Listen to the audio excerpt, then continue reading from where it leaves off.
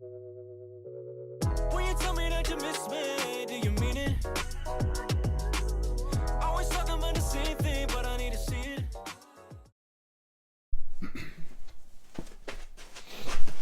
Today we are going to be taking a look at the Hoka Rincon.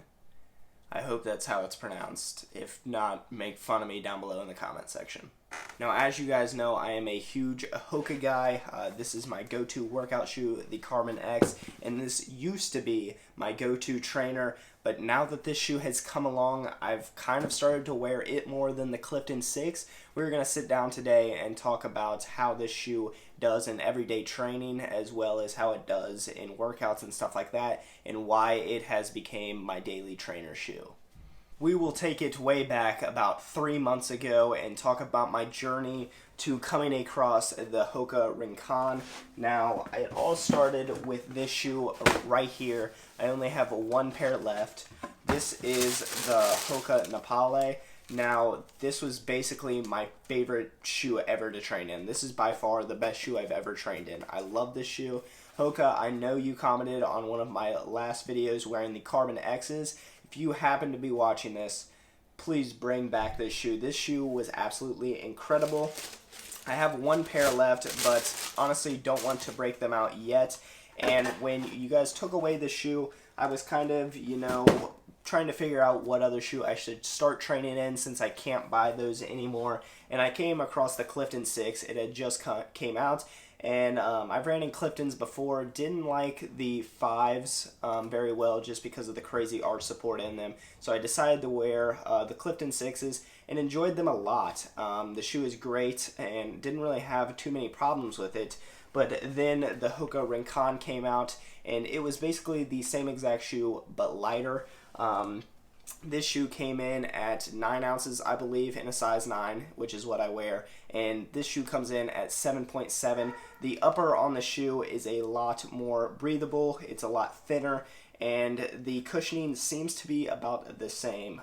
They are both labeled as balanced, I believe, on their website. But overall, this shoe caught my eye very well, just because when I was wearing the Hokas and transferred into the Napales were pretty much the Hoka, but a little bit lighter. So this was basically the same thing as the Napale in my mind, and I think it is honestly a great shoe. I'm not sure if it competes with the Napale. I think it is really close to it, but I think the Napale outweighs it just because the Napale was absolutely fantastic, but this shoe, I'm telling you, is probably my second favorite Hoka that I've ever worn. Now, as far as sizing goes and stuff like that, I got a size 9, which is what I usually wear in Hokas. I believe these are size 9. Yep, the Carbon X's are size 9. And these as well, the Clifton 6s are size 9, and those both fit me pretty good. I think the next time I order this shoe, I'm going to do an 8.5 just because there is a little bit of room when wearing this shoe. I think maybe you should, if you can, go to a store and try this shoe on just so you guys can get the perfect sizing. But if you can't, maybe do a half size down if you are in between sizes. So that's as far as that will go.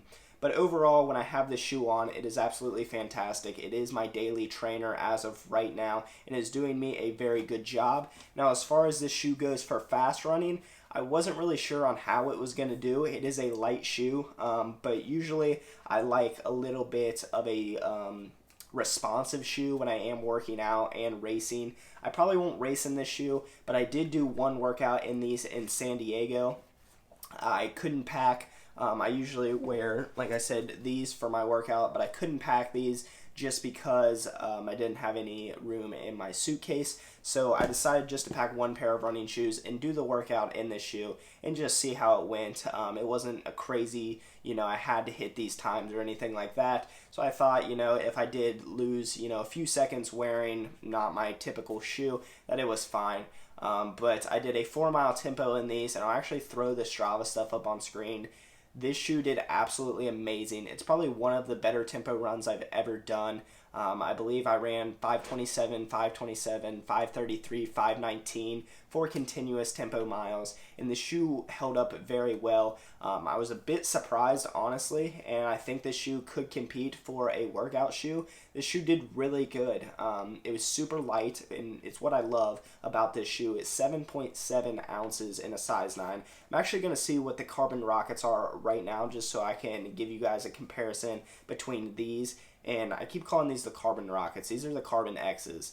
But yeah, I will go get that detail for you guys.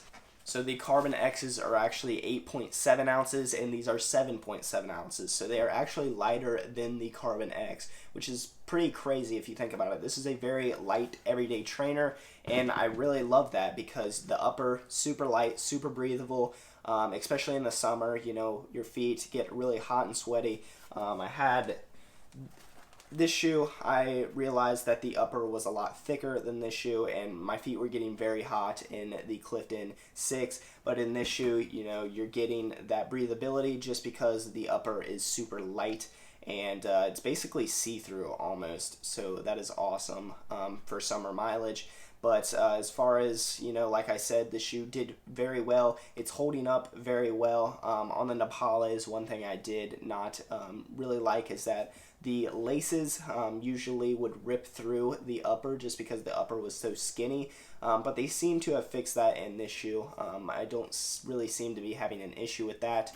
So as far as everyday trainer goes, I think this shoe is absolutely perfect. If you are into Hokas and you know the Hoka 6 is a little, or the Hoka Clifton 6 is a little too much shoe for you, I would definitely try this shoe out. It's very, very similar, 5mm drop, just like the Clifton 6. Both road shoes, both balance cushioning.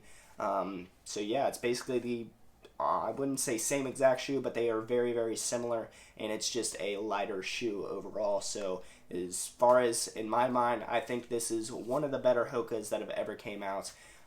Yeah, that is basically it for this video. Hope you guys enjoyed kind of my thoughts and opinions about this shoe after 200 miles.